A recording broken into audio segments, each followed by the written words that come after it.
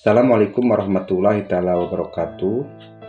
Perkenalkan, nama saya Dr. Hewan Carwan, mahasiswa semester 3 Universitas Teknologi Nusantara dengan NIM 24201-377. Pada kesempatan pagi ini saya akan mempresentasikan 3 materi yang ditugaskan oleh mata kuliah Psikologi Kepribadian 2 dengan dosen pengampu yang terhormat Ibu Hamidah.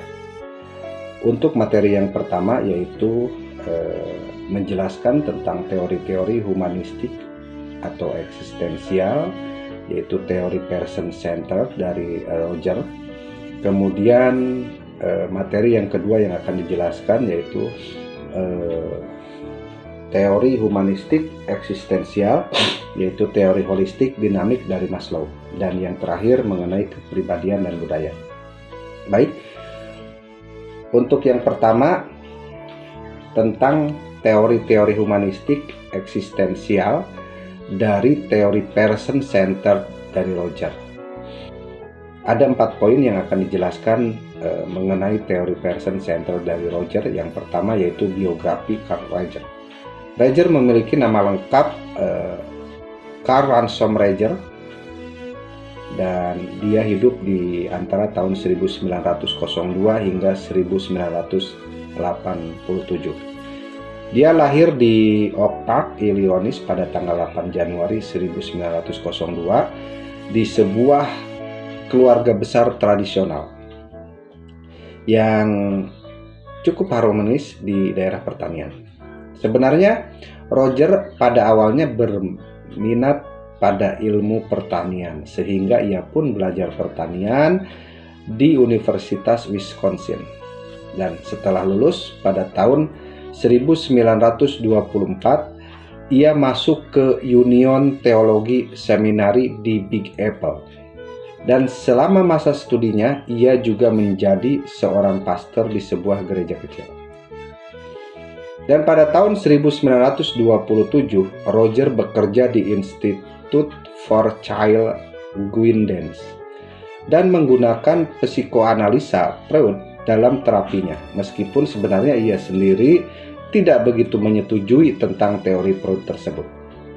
Dan pada tahun 1957, Roger dipindah ke Universitas Wisconsin untuk mengembangkan idenya tentang psikiatri.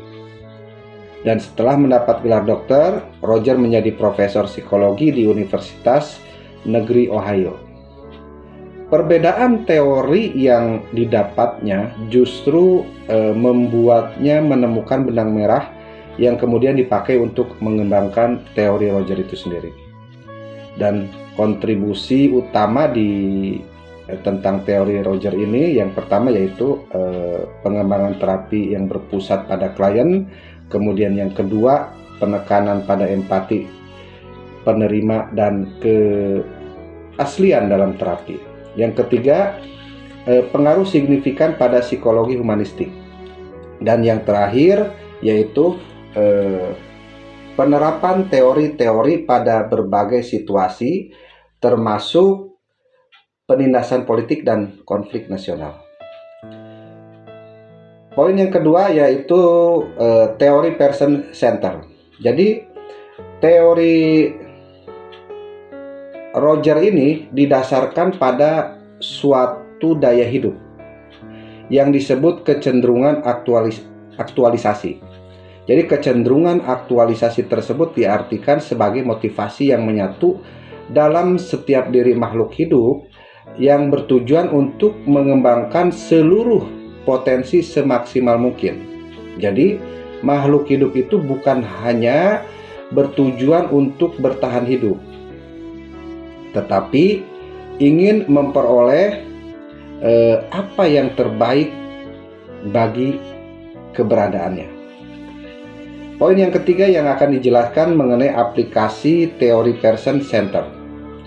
Aplikasi metode psikoterapi Roger dalam konseling, biasanya konselor diharap bersifat dan bersikap 7 Ada 7 nih sifat dan sikap konselor itu di teori Pearson. Yang pertama yaitu menerima, accepted. Kedua, kehangatan. Ketiga, tampil apa adanya. Keempat, empati. Kelima, menerima tanpa syarat, unconditional positive regard. Yang keenam, transparansi. Dan yang terakhir, yang ketujuh, yaitu congruence. Dengan demikian akan dapat dilihat perubahan yang terjadi dalam proses terapi, yaitu diantaranya klien akan mengekspresikan pengalaman dan perasaannya tentang kehidupan dan problem yang dihadapinya. Kemudian yang kedua, klien akan berkembang menjadi orang yang dapat menilai secara tepat makna perasaannya.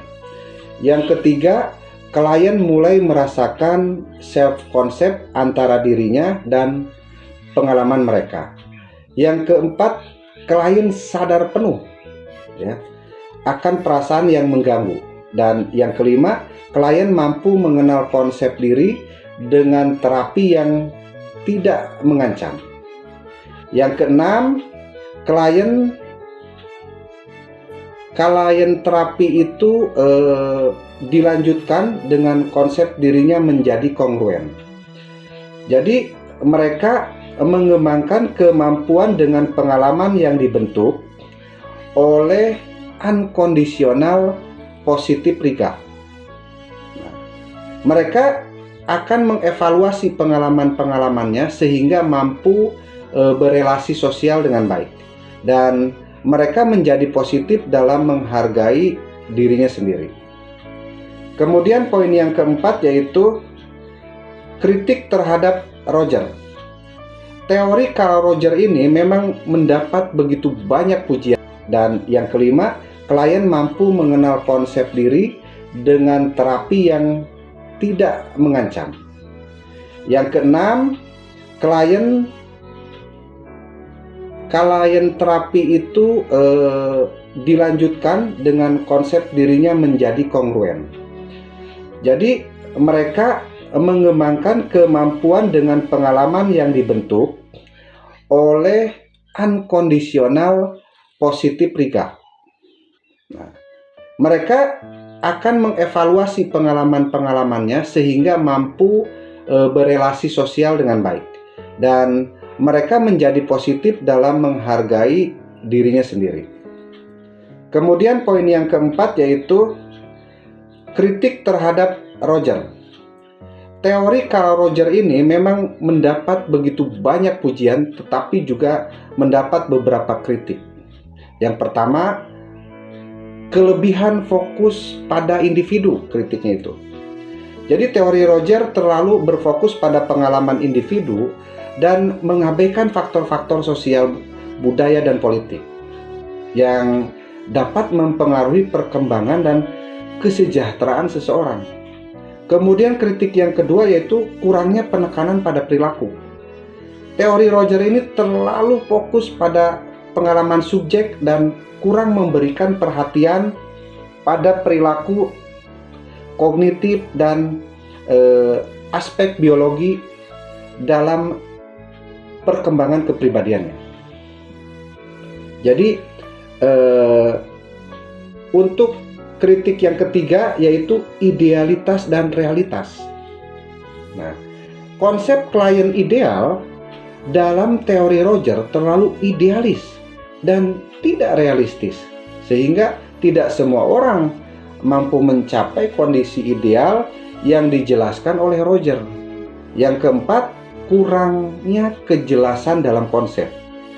Jadi dalam beberapa konsep penting di teori Roger kurang begitu jelas dan sulit untuk diukur,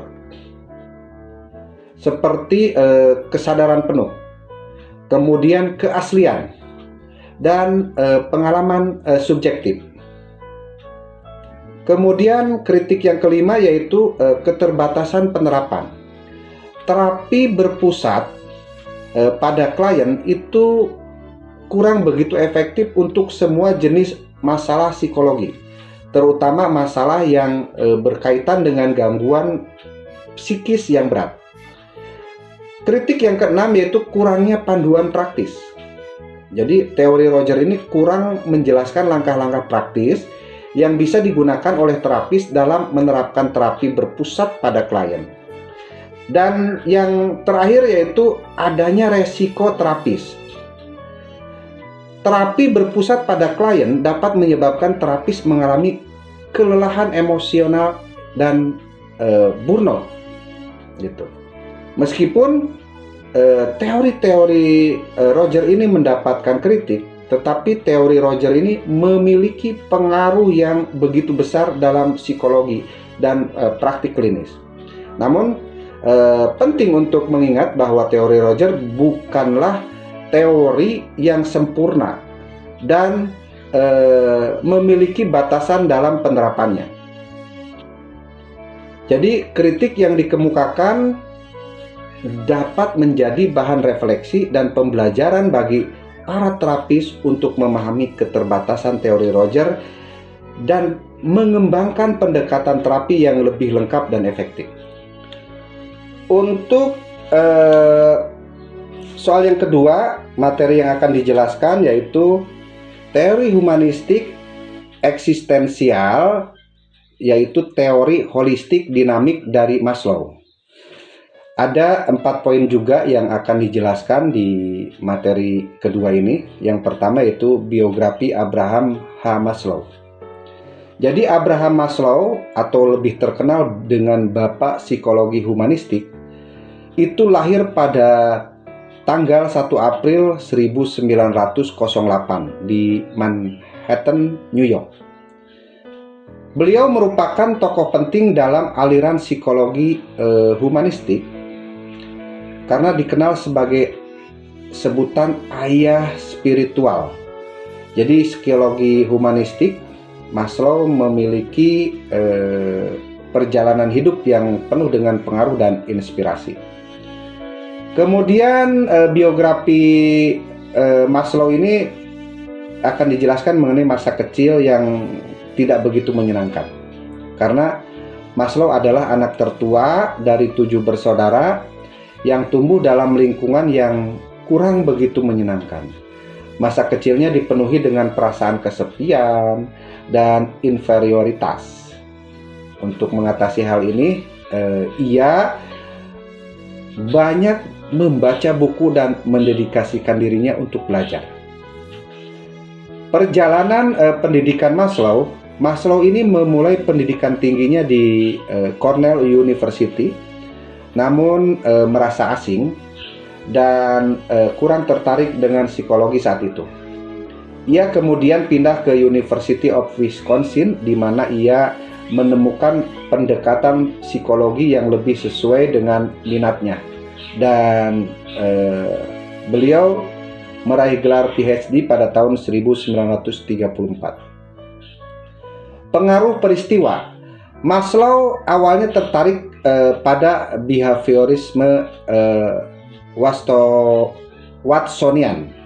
Namun serangkaian pengalaman pribadi termasuk kelahiran anaknya dan bacaannya tentang filsafat, psikologi Gestalt, dan psikoanalisis membuatnya beralih ke pendekatan yang lebih humanistik. Pengalamannya menyaksikan parade setelah serangan Jepang di Pearl Harbor pada tahun 1941 semakin memperkuat ia berkeinginan untuk mengembangkan psikologi yang fokus pada aspek-aspek positif dan cita-cita tertinggi manusia. Kemudian hierarki kebutuhan. Maslow mengembangkan teori hierarki kebutuhan yang sangat terkenal, yang menggambarkan tahapan kebutuhan manusia mulai dari kebutuhan dasar hingga kebutuhan aktualisasi diri. Ia juga melakukan penelitian tentang orang-orang yang berhasil mengaktualisasikan diri seperti Ruth Benedict dan Max Wertheimer. Dan masa sulit dan keberhasilan dari Maslow yaitu Maslow mengajar yang pertama di Brooklyn College pada tahun 1937 hingga 1951. Namun ia menghadapi kesulitan karena pandangannya yang tidak ortodoks dan tidak sesuai dengan aliran mainstream psikologi pada saat itu. Karyanya banyak ditolak penerbit jurnal utama. Namun ide-idenya untuk mendapatkan pengakuan di kemudian hari. Jadi pada tahun 1960 ide-idenya itu sudah mulai diakui. Maslow menjadi tokoh yang populer dan mendapat banyak sanjungan. Kemudian ia melanjutkan dan mengembangkan teorinya di Universitas Brandeis dari tahun 1951 hingga 1969. Di tahun-tahun akhir, Maslow menghabiskan tahun-tahun terakhirnya dengan menulis, mengajar, dan berkonsultasi. Ia juga mengalami serangan jantung